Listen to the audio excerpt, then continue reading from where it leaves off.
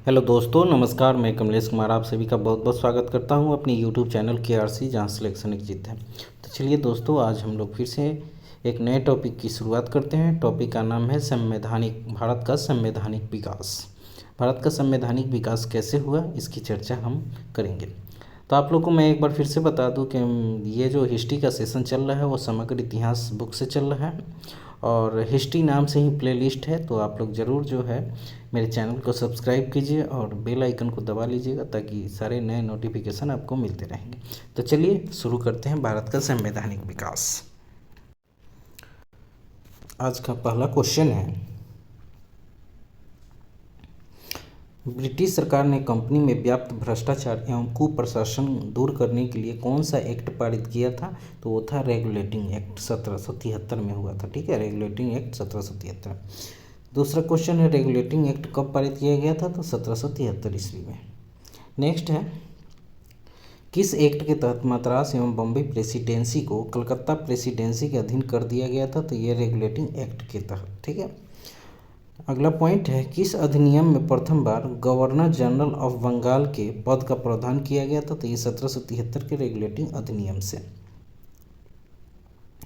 अगला पॉइंट है, किस संसदीय अधिनियम ने बंगाल के गवर्नर जनरल को मद्रास और बम्बई के उप पर्यवेक्षी प्राधिकार प्रदान किया? तो 1773 का रेगुलेटिंग एक्ट।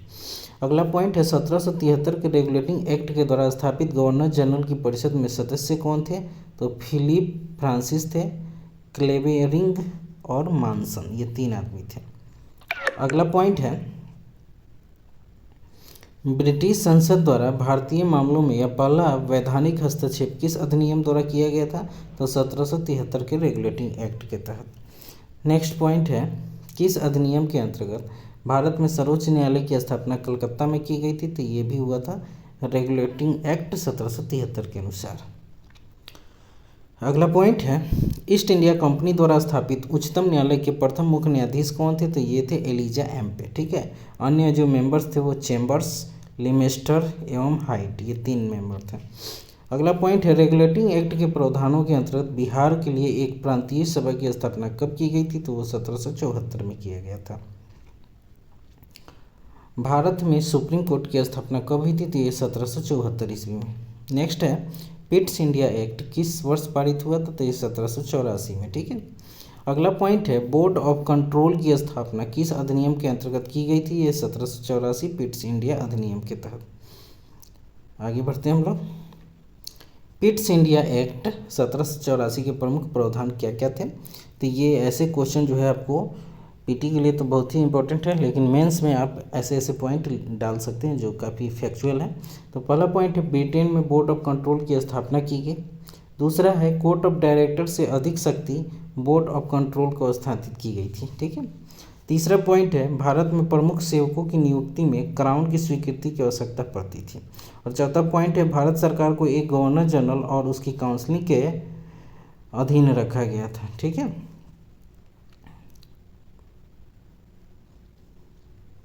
अगला पॉइंट है, किस अधिनियम के तहत लॉर्ड कॉर्नवालिस गवर्नर जनरल को अपनी काउंसिल समिति के फैसलों को रद्द करने का अधिकार मिला था?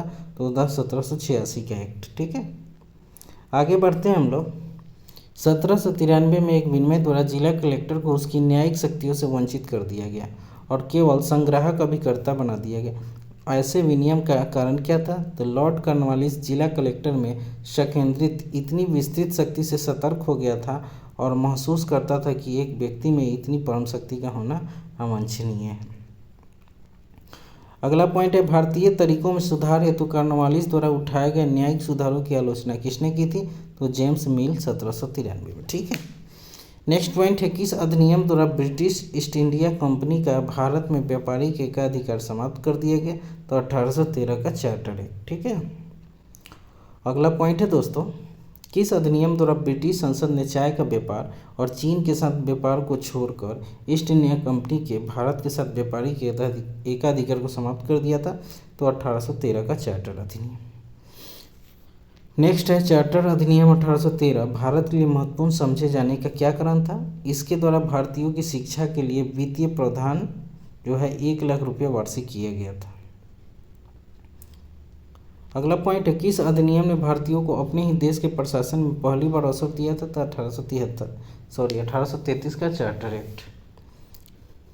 अगला पॉइंट है, भारत के गवर्नर जनरल का पद किस अधिनियम द्वारा सृजित किया गया था? 1833 के चार्टर अधिनियम द्वारा। किस अधिनियम में यह प्रावधान किया गया कि बंगाल का गवर्नर जनरल ही संपूर्ण भारत के गवर्नर जनरल होगा? तो वो 1833 का चार्टर एक्ट। नेक्स्ट पॉइंट है, प्रथम विधि विशेषज्ञ किसे नियुक्त किया गया था? तो लॉर्ड मैकाले को, चार्टर एक्ट 1833 के अनुसार। ठीक है, अब आगे बढ़ते, चार्टर एक्ट 1833 के प्रमुख प्रावधान क्या क्या थे उसको देख लेते हैं। ईस्ट इंडिया कंपनी की व्यापारिक गतिविधियों का समापन हुआ था। दूसरा है, काउंसिल में परम सत्ताधारी के पदनाम को भारत के गवर्नर जनरल के पदनाम में बदलना। तीसरा है, काउंसिल में गवर्नर जनरल को विधिकर्ता की सभी शक्तियाँ प्रदान करना। और पांचवा है, गवर्नर जनरल की परिषद में एक कानूनी सदस्य चौथे सदस्य के रूप में शामिल करना। ये थे चार्टर 1833 के कुछ प्रावधान। अगला पॉइंट है, किस अधिनियम के द्वारा ब्रिटिश सरकार ने ईस्ट इंडिया कंपनी को चाय और चीन के साथ व्यापार के एकाधिकार को समाप्त कर दिया था? तो वो था 1833 का चार्टर अधिनियम। नेक्स्ट है, नागरिक सेवाओं के लिए प्रतियोगी परीक्षा प्रणाली को कब स्वीकार किया गया था? तो ये 1853 ईस्वी में। अगला पॉइंट है, किस कानून ने पहली बार भारत में एक क्रियाशील विधान परिषद का सृजन किया था? तो चार्टर एक्ट 1853। अगला पॉइंट है, किस अधिनियम द्वारा कंपनी के निदेशकों की संख्या 24 से घटाकर 18 कर दी गई थी? तो 1853 का चार्टर एक्ट। नेक्स्ट है, महारानी विक्टोरिया की उद्घोषणा 1858 का उद्देश्य क्या था? तो फर्स्ट है, भारतीय राज्यों को ब्रिटिश साम्राज्य में मिलाने के लिए किसी भी विचार का परित्याग करना। और दूसरा था, भारतीय प्रशासन को ब्रिटिश क्राउन के अंतर्गत रखना। नेक्स्ट पॉइंट है दोस्तों, गवर्नर जनरल ने वायसराय की अतिरिक्त उपाधि कब प्राप्त की थी? तो ये 1858 ईस्वी में। अगला पॉइंट है, भारत सरकार अधिनियम 1858 के क्या क्या प्रावधान थे उसको देख लेते हैं। ईस्ट इंडिया कंपनी का शासन समाप्त कर ब्रिटिश क्राउन का शासन स्थापित करना। दूसरा पॉइंट है, भारत के संपूर्ण जल थल सेना इंग्लैंड के क्राउन के अधीन कर दी गई। तीसरा पॉइंट है, भारत में ब्रिटिश शासन की देखभाल करने के लिए इंग्लैंड के मंत्रिपरिषद में भारत मंत्री पद सृजित किया गया, जो इंग्लैंड के संसद के प्रति उत्तरदायी था। चौथा पॉइंट है, भारत मंत्री सहायता के लिए भारत काउंसिल नामक 15 सदस्यीय समिति के गठन किया गया। और पांचवा पॉइंट है, भारत मंत्री को भारतीय काउंसिल का अध्यक्ष बनाया गया था। अगला पॉइंट है, भारत का शासन ईस्ट इंडिया कंपनी से क्राउन को किस अधिनियम के तहत हस्तांतरित किया गया था? तो वो था 1858 का भारत सरकार अधिनियम।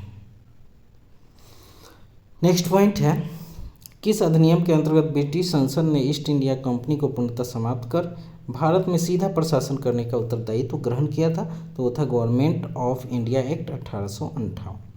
अगला पॉइंट है, ब्रिटिश इंडिया के किस अधिनियम ने सामूहिक कार्यचलन के स्थान पर विभाग या विभागीय पद्धति द्वारा वायसराय की कार्यकारी परिषद पर उसके प्राधिकार को और बल प्रदान किया था? तो वो था इंडियन काउंसिल एक्ट 1861। अगला पॉइंट है दोस्तों, किस एक्ट के द्वारा भारत के गवर्नर जनरल को अध्यादेश जारी करने की शक्ति दी गई थी? तो वो 1861 का अधिनियम था। ठीक है, नेक्स्ट है, बॉम्बे, मद्रास और कलकत्ता में उच्च न्यायालय की स्थापना कब की गई थी? तो 1862 ईस्वी में। अगला पॉइंट है, जिस समय आईसीएस में भारतीयों की आयु 21 वर्ष से घटाकर 19 वर्ष कर दी गई, उस समय लॉर्ड सेलिसबरी क्या थे? सेक्रेटरी ऑफ स्टेट थे। ठीक है, सेक्रेटरी ऑफ स्टेट। अगला पॉइंट है, बंगाल और बिहार में भूमि पर किराएदारों के अधिकारों को बंगाल किराएदारी अधिनियम द्वारा कब प्रदान किया गया था? तो 1885 ईस्वी में। ठीक है, अगला पॉइंट है, किस अधिनियम के अंतर्गत भारतीय विधान परिषद को बजट पर बहस करने की शक्ति प्राप्त हुई थी? तो भारतीय परिषद अधिनियम 1892। अगला पॉइंट है, किस अधिनियम के द्वारा अंग्रेजों ने भारत में सर्वप्रथम परोक्ष निर्वाचन प्रणाली की शुरुआत की थी? तो 1892 ईस्वी में। ठीक है, अगला पॉइंट है दोस्तों, किस गवर्नर जनरल ने सबसे पहले पृथक निर्वाचन मंडल व्यवस्था मुसलमानों को जीतने और उन्हें कांग्रेस के विरुद्ध करने के लिए इस्तेमाल की थी? तो लॉर्ड मिंटो था। ठीक है, लॉर्ड मिंटो। अगला पॉइंट है राष्ट्रीय आंदोलन की अवधि में किस घटना ने मतभेद के बीच बोए और अंततः देश का विभाजन कराया था, तो विधानसभा में मुसलमानों के लिए पृथक निर्वाचन क्षेत्र और स्थानों का आरक्षण।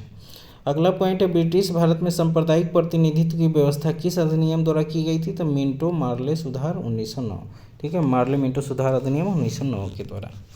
अगला पॉइंट है किस अधिनियम ने भारत में पृथक निर्वाचन मंडल का प्रारंभ किया था, तो भारतीय परिषद अधिनियम 1909। अगला पॉइंट है भारत में ब्रिटेन के सभी संवैधानिक प्रयोगों में से सबसे कम समय तक चला था 1909 ईस्वी का Indian council act. Next point है द्वैध शासन का जनक किसे कहा जाता है, तो सर लियोनस कर्टियस को। ठीक है, सर लियोनस कर्टियस को। 20 अगस्त 1917 ईस्वी के सुधारों की घोषणा को किस नाम से जाना जाता है, तो मॉन्टेग्यू चेम्सफोर्ड सुधार अधिनियम। ठीक है, अगला पॉइंट है मॉन्टेग्यू चेम्सफोर्ड की रिपोर्ट किस अधिनियम का आधार बनी थी, तो ये भारत सरकार अधिनियम 1919। अगला पॉइंट है वर्ष 1919 के भारत शासन अधिनियम की प्रमुख विशेषताएं कौन सी हैं, तो प्रांतों की कार्यकारिणी सरकार में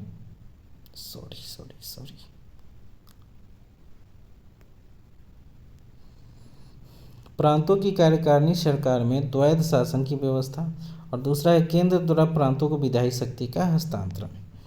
अगला पॉइंट है मॉन्टेग्यू चेम्सफोर्ड प्रस्ताव किससे संबंधित है, तो यह है संवैधानिक सुधार से। ठीक है, संवैधानिक सुधार से।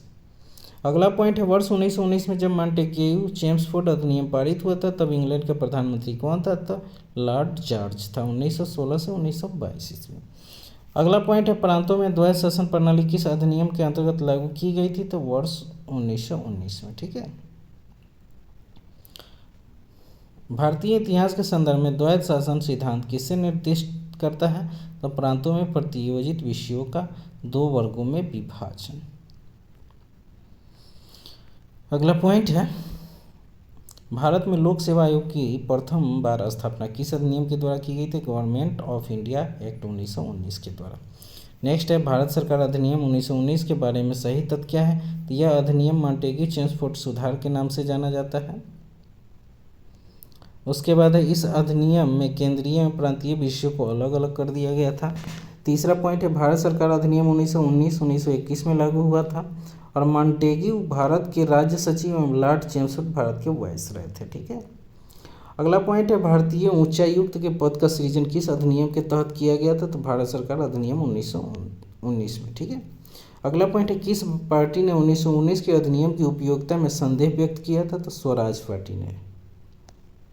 नेक्स्ट पॉइंट है सन 1935 के विधेयक के तहत गठित संयुक्त संसदीय समिति के अध्यक्ष कौन थे, जिसके परिणाम स्वरूप भारत सरकार अधिनियम 1935 निर्मित हुआ था, तो वो थे लॉर्ड लिनलिथगो।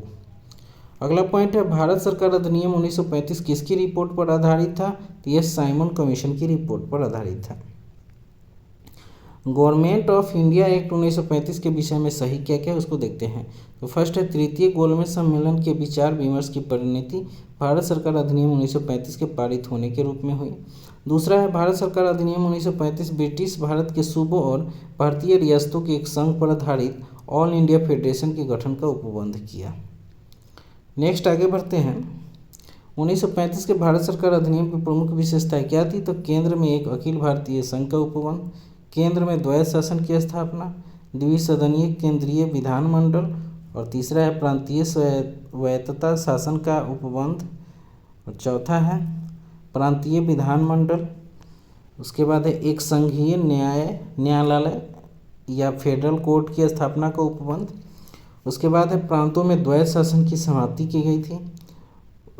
उसके बाद अगला गवर्नरों को विधायी क्रियाओं में निषेधाधिकार, और केंद्र एवं प्रांतों में शक्तियों का विभाजन। तो ये था 1935 अधिनियम के कुछ प्रावधान जो काफ़ी VVI है आपके मेंस के एग्जाम की व्यू से। ठीक है,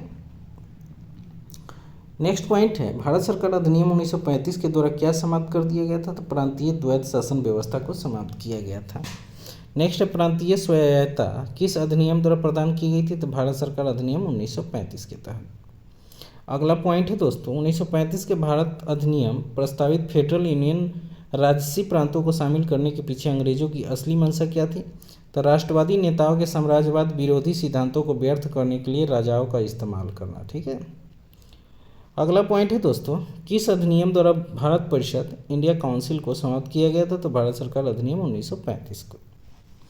1935 के भारत सरकार अधिनियम द्वारा स्थापित संघीय न्यायालय के प्रमुख न्यायाधीश कौन थे? तो सर मॉरिस गेबियर थे, सर मॉरिस गेबियर। अगला पॉइंट है, किस अधिनियम द्वारा संवैधानिक निरंकुशता का सिद्धांत प्रवृत्त किया गया था? तो 1935 का भारत सरकार अधिनियम। अगला पॉइंट है, किस अधिनियम के बारे में जवाहरलाल नेहरू ने कहा था कि हमें एक ऐसी कार दी गई है जिसमें अनेक ब्रेक थे किंतु इंजन नहीं था? ये 1935 अधिनियम के बारे में उन्होंने कहा था। अगला पॉइंट है, किसने कहा था भारत सरकार अधिनियम 1935 को गुलामी का अधिकार पत्र कहा था? तो जवाहरलाल नेहरू ने, ठीक है, जवाहरलाल नेहरू। नेक्स्ट है, भारत सरकार अधिनियम 1935 के द्वारा स्थापित व्यवस्था में अवशिष्ट शक्ति किसको दी गई थी? तो गवर्नर जनरल को। वर्ष 1937 ईस्वी में हुए प्रांतीय विधानसभा चुनाव किस अधिनियम के तहत हुआ था? तो भारत शासन अधिनियम 1935। अगला पॉइंट है, केंद्रीय विधानसभा के कौन से निर्वाचक भारत शासन अधिनियम 1919 के तहत हुए थे? तो 1923, 1926, 1930, 1934 और 1945 का निर्वाचन। अगला पॉइंट है, भारत सरकार अधिनियम 1935 में अंतर्विष्ट अनुदेश प्रपत्र को वर्ष 1950 में भारत के संविधान में किस रूप में समाविष्ट किया गया? तो राजकीय नीति निर्देशक तत्वों में। नेक्स्ट है, यह किसने कहा मुझे इस आरोप के संबंध में कोई क्षमा नहीं मांगनी कि संविधान के प्रारूप में गवर्नमेंट ऑफ इंडिया एक्ट 1935 के एक बड़े भाग को पुनः उत्पादित किया गया है? तो ये बी आर अम्बेडकर ने कहा था। तो दोस्तों ये था आज का सेशन। इसके बाद मैं आप लोगों को लेकर आऊँगा प्रमुख पुस्तकें एवं उनके लेखक, जो इतिहास से रिलेटेड सारे पुस्तकें होंगे, आधुनिक भारत से संबंधित, जो काफ़ी VVI है। तो अगले सेशन में ये प्रमुख पुस्तकें उनके लेखक के बारे में चर्चा की जाएगी। तो दोस्तों अगर सेशन अच्छा लगे तो ज़रूर मेरे चैनल को सब्सक्राइब कीजिए, लाइक कीजिए और शेयर करना ना भूलें। तो चलिए दोस्तों, फिर मिलते हैं अगले वीडियो में। तब तक के अपनी पढ़ाई को जारी रखें और स्वस्थ रहें, मस्त रहें। धन्यवाद।